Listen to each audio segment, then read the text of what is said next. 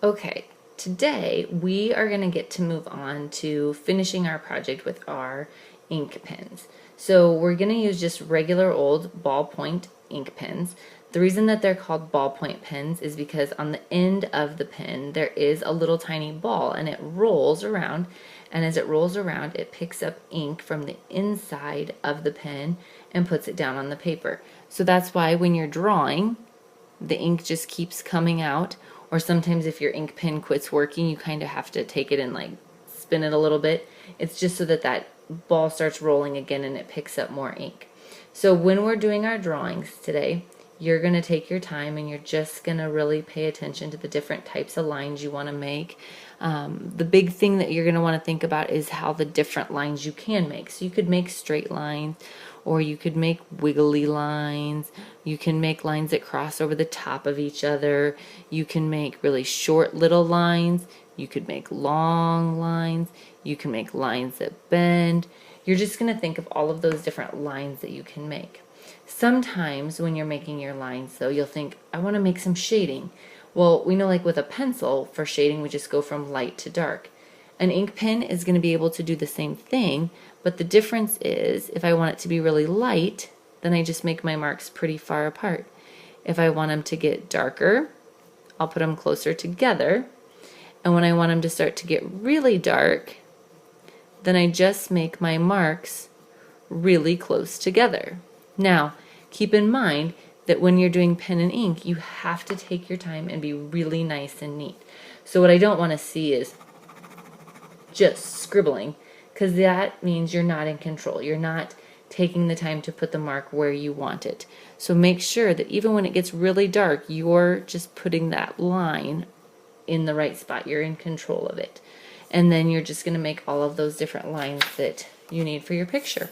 So if I had my final picture ready to go, I'd have the main ideas kind of drawn out with my pencil so I know where things are. And then I would just get to come in here and start filling in with those lines. And remember, we said we wanted lots of different line marks. So the lines that you put on the trunk of your tree should probably be different than the lines that you would make on the grass. And they would be different than the lines that you would make inside of the lake. And so you're just going to take your time and make those marks to draw your picture. So there could be my tree, if that's what I want to have done with my tree. Again, they're just those pen and ink lines, because remember our idea is that we're using that pen and ink and that we're making those lines everywhere we go. Okay? And you can just keep going till you have your whole picture done, and you could decide all the different things that you want to put in there for little details. And not everything had to be something that you could have drawn with pencil. Some of it could be just things that you add as you go. But again, just all of those different lines that you're going to use to make your picture the way that you want it to look.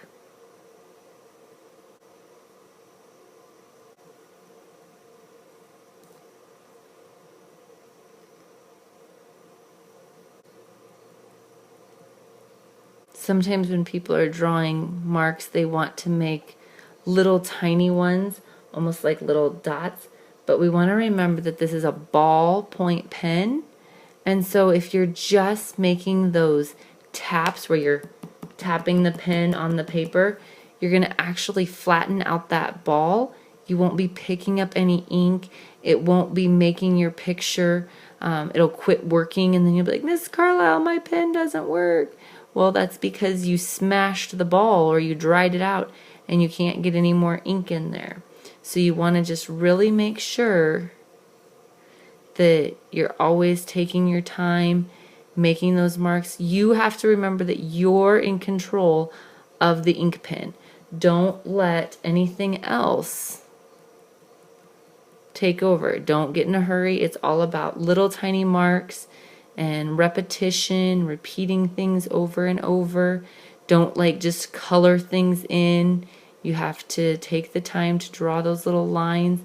all of those little attention to detail things are going to make your picture really look good versus making it look like you rushed through.